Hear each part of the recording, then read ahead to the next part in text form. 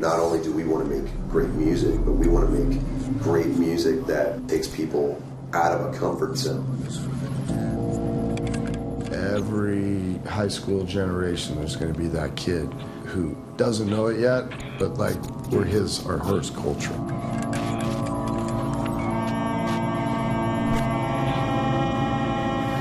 We have one common goal, and that's to be the biggest band on earth.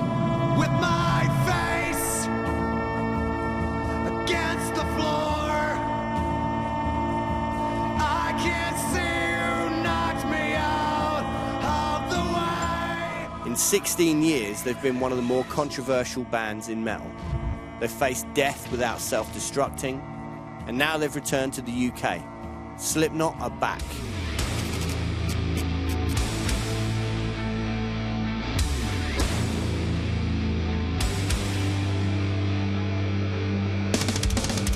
I'm Daniel P. Carter from The Rock Show on BBC Radio 1.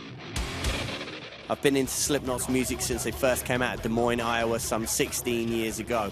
But like everyone else, it was their image which first struck me. 9 members in masks and boiler suits. I think my first impressions of the band are pretty much the same as everyone else's, where you see them and you're like, is this a gimmick? Has it got any substance? Is it legit? And then you actually hear the band, see them play, and then it all makes perfect sense. Been a massive fan ever since. Now on their 5th record, Point 5, The Grey Chapter, the band are seeing more success than ever before, playing to another generation of fans on their massive UK arena tour. I'm heading backstage on the final show in Birmingham to check out their new masks, get exclusive access to their backstage area, and find out how they've kept things together after the passing of founding member Paul Gray. Sitting down with me is singer Corey Taylor,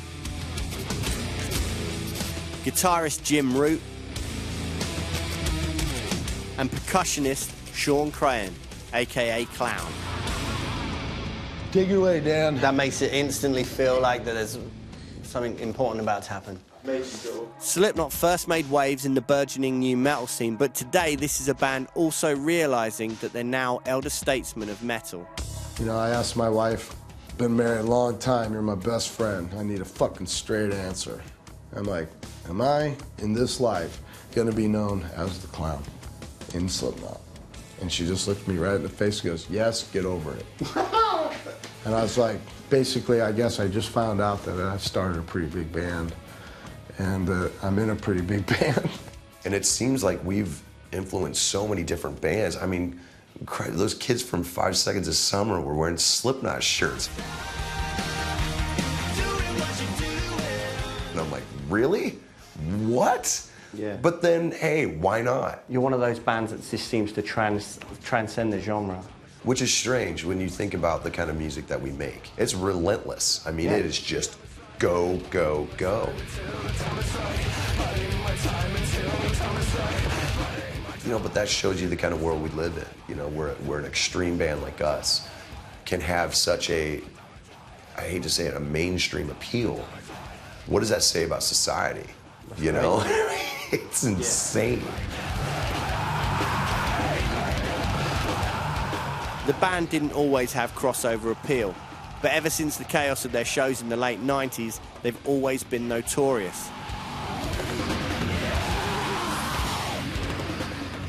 The aggression of their debut record and their use of samplers and scratching set them apart. They were impossible to ignore. We were such dicks back then that younger dicks back then. We had serious conversations about breaking up after the first album because it was just like, well, where do we go from here? You know, like, does it get better than this? Who would have thought we would have gone platinum? But we were like serious, just like, you know what? Let's break it up. Sex Pistol style. Screw you. That would have been brilliant, you know? Yeah. But then I think about it, it was like, we wouldn't have had Iowa.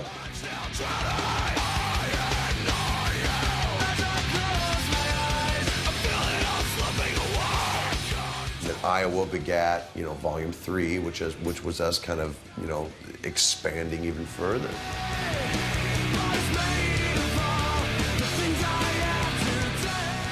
But I wouldn't have thought years ago that we would still be doing this, you know, at this level.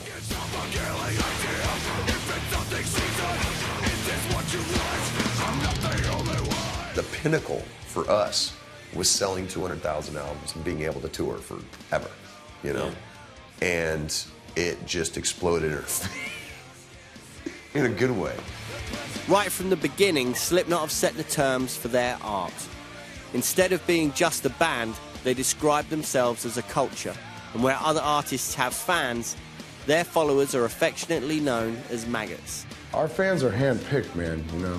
Every high school generation, there's going to be that kid who doesn't know it yet, but like we're its culture. We're his or hers culture.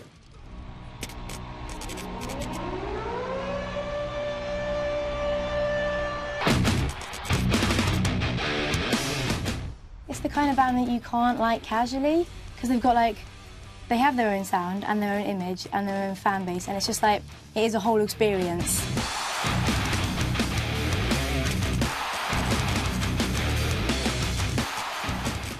We all like different things, but Slipknot brings us all together sort of thing. It's like the one band that will pay whatever money to see. It's like what Clown said a few years ago, it's not a band, it's more of a culture. If I didn't have Slipknot, I just don't know who I'd be without them, to be fair. Honestly, hand on heart, I would die for Slipknot.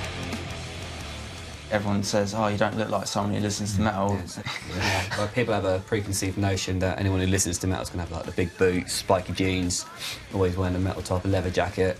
It's just, yeah, like I'd say, open your mind more. As Slipknot fans, we identify and are called maggots. Maybe to the outside world it would look like a bad thing, because maggots don't necessarily have positive connotations, but they've always said that we're maggots because we feed on the dead flesh of society. Basically saying we are fringe folk and we're happy with that. My girlfriend isn't into Slipknot or anything, and she always says they're disgusting and always says this and that. When I first listened to them, I'm sure, as anyone else would be, they would be like, ooh, not too sure about that. The more I started listening to them, I just felt like I could relate to them more, and I wasn't alone, if that makes sense. Like, they just turned my world upside down, like, in the best way possible, obviously. Slipknot's new support has been inspired by Point 5, The Grey Chapter, their first new record in 6 years. The 2015 tour in support of the album has seen tens of thousands of fans descend on arenas from Glasgow to London. It really only is about those kids in that stage. I like making records, I like making videos, I like living in LA, I like traveling, but it's all about playing live. When you come over to like the UK and to Europe, you get a different vibe from the crowd. When they get jumping, the entire crowd starts jumping, which you don't really get much of that in the States. Yeah. And it's been that way every show we've done. It's going to be unbelievable tonight in an arena. A lot of fire. Yeah, pyro from the pictures I've been seeing. Carnage. 100% in your face, full throttle, just absolute chaos. I think if you've never been to a Slipknot show, prepare to go in expecting that you're going to be, like, beaten up in an amazing way. Like, I wouldn't bring a bag or anything. This tour so far has just been out of control. And that's kind of the reason that we wanted to do such an elaborate tour of the island as it was. I mean, this place kind of helped build us in a way. Yeah, definitely. And obviously coming back and playing Wembley was unreal, you know? I mean, all these people are talking about being at the Astoria in 99. Yeah. Now people will talk about being at Wembley in 2015. So this is our wardrobe room. And in the olden days, we would sleep on the floor, dress, shit, shower, puke, you name it. All in this single room. Doesn't matter how many times you wash our shit, dry clean our shit, bleach our shit, we stink. We are filthy.